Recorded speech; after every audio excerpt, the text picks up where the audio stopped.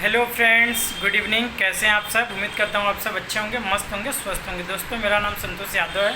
सबसे पहले तो अपने चैनल स्काई रेलवे लाइफ में आप सभी लोगों का स्वागत करते हैं। जो भी कैंडिडेट नए होंगे उनको मैं बता दूं कि इंडियन रेलवे में मैं अभी क्या कर रहा हूँ, एडीएस के पोस्ट पे वर्क कर रहा हूँ, स्टोर डिपार्टमेंट में। ठीक है, तो इसके पहले 2 या 3 दिन पहले हमने एक वीडियो अपलोड किया था अपने चैनल पर, बीपीएससी ट्री 3.0 का एक्सपेक्टेड कट ऑफ कितना जा सकता है। ठीक है, तो आप लोगों ने बहुत सारा उस पर अपना अपना कमेंट दिया, अपने अपने तर्क को रखा, तो अच्छा लगा। ठीक है, तो जो देखिए मेरे अकॉर्डिंग जो लगा कि कट ऑफ इतना जा सकता है, क्योंकि देखिए मैं डिफरेंट एग्जाम का तैयारी करते रहता हूँ, उससे रिलेटेड एक अनुमान अपने हिसाब से लगाकर हमने एक्सपेक्टेड कट ऑफ बताया था। तो उसके अकॉर्डिंग देखिए एक्सपेक्टेड कट ऑफ कम भी जा सकता है, उससे अधिक भी जा सकता है और कम भी जा सकता है। देखिए कोई ऐसा नहीं कि मैं फिक्स जो बता दिया उसी के मतलब रेंज में हो सकता है, लेकिन फिक्स वो नहीं हो सकता है, कोई भी नहीं बता सकता इसको। ठीक है, तो मेरे अकॉर्डिंग जो लगा वो तो मैं बताया। तो कुछ लोगों का कमेंट आया था कि आपका पेपर कैसा हुआ, तो चलिए इस वीडियो में हम लोग बात करेंगे कि बीपीएससी 3.30 जो था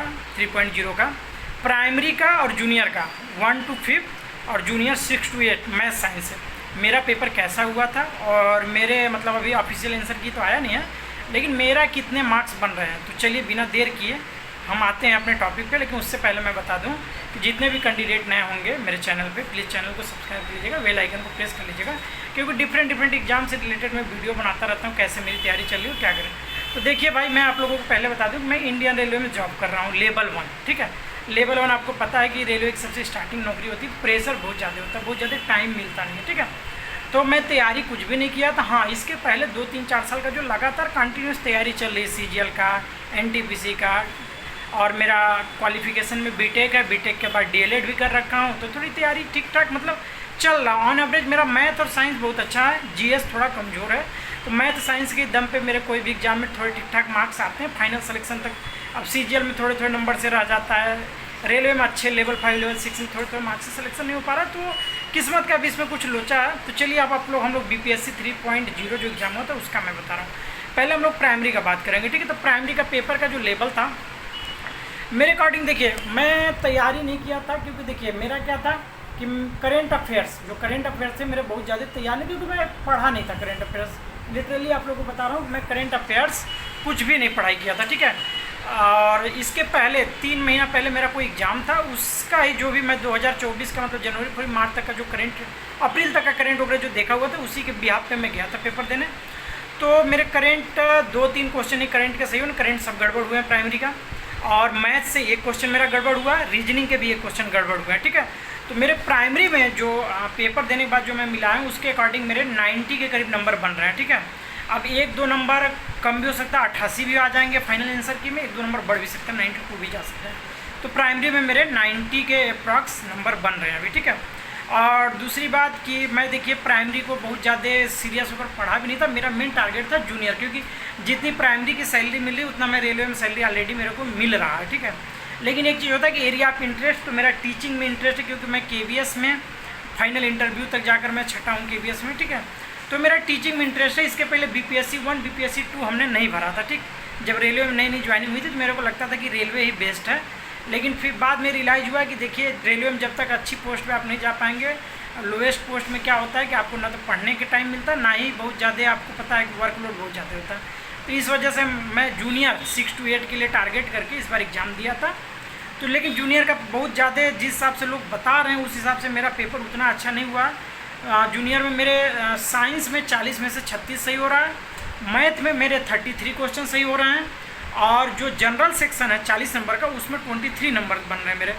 तो 90 नंबर के अकॉर्डिंग मेरे जूनियर में बन रहे हैं। ठीक, जूनियर में क्या है कि 1-2 क्वेश्चन डाउट में है, तो जूनियर में 88 नंबर भी आ सकता है, और बढ़ने का चांसेस तो जूनियर में कम, जूनियर में क्योंकि घटेगा ही, क्योंकि क्वेश्चन कुछ डिस्प्यूट वाला है। ठीक, तो ये मेरे जूनियर में भी 90 के करीब नंबर आ रहे हैं, प्राइमरी में भी 90, प्राइमरी में 92 भी हो सकता है। प्राइमरी में तो घटने के चांस नहीं, प्राइमरी में बढ़ सकता है, लेकिन जूनियर में 2 नंबर घट भी सकते हैं। ठीक है, तो ये रहा मेरा पेपर का एनालिसिस, जो मैं पेपर दिया था उसके अकॉर्डिंग आप लोगों को बता दिया। जो लोग कमेंट कर रहे थे भाई ये देखिए मेरा, और हाँ अगर मेरा जनरल सेक्शन 30-32 नंबर होना चाहिए था 40 में, क्योंकि करंट अफेयर्स मेरा तैयार नहीं था। ठीक है, इसलिए जूनियर का पेपर थोड़ा सा गड़बड़ हुआ है, लेकिन मैथ रीजनिंग जो प्रीवियस मेरा पढ़ा हुआ था उसी के दम पे इतने अच्छे खासे स्कोर आए हुए हैं।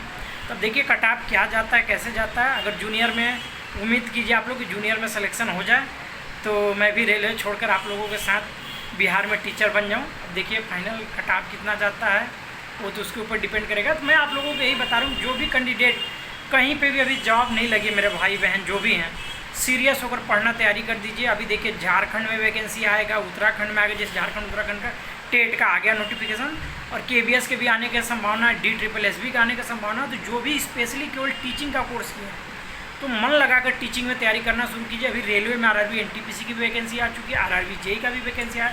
जैसे मैं बीटेक किया हूँ तब मेरे पास RRB JEE का भी अपॉर्चुनिटी मेरे पास आ चुका है, और RRB NTPC का, ठीक है। तो ऐसे डिफरेंट एग्जाम की जो लोग भी भाई बहन तैयारी कर रहे हैं, कमेंट करके आप लोग बताइएगा आप लोग का स्कोर कितना बन रहा है BPSC में। और नेक्स्ट टारगेट आप लोग बैठिए मत, आप अगर 100 नंबर भी आ रहे हैं फिर भी अपने आप को ओवर कॉन्फिडेंस मत लाइए, नेक्स्ट एग्जाम की तैयारी करते रहिए। क्योंकि ओवर कॉन्फिडेंस मेरे को KBS इंटरव्यू ले डुबाया, ठीक है। तो ओवर कॉन्फिडेंस के चक्कर में मत पड़िएगा। और चैनल बनाए तो चैनल को प्लीज़ सब्सक्राइब कर लीजिएगा। तो प्राइमरी में मेरे 90 के करीब आ रहे हैं, 2 नंबर बढ़ भी सकते हैं, जूनियर में 90 से 88 के बीच में, ठीक है। तो चलिए रिजल्ट और आंसर की आने के बाद वास्तविकता पता चलेगा। 2-4 नंबर देखिए घट भी सकते हैं, क्योंकि सब लोग यूट्यूब के अकॉर्डिंग ही मिला है, जो बड़े बड़े चैनल जो पढ़ाते हैं उनके अकॉर्डिंग। तो चलिए आज का वीडियो इतना ही, बंद करते हैं और चैनल को सब्सक्राइब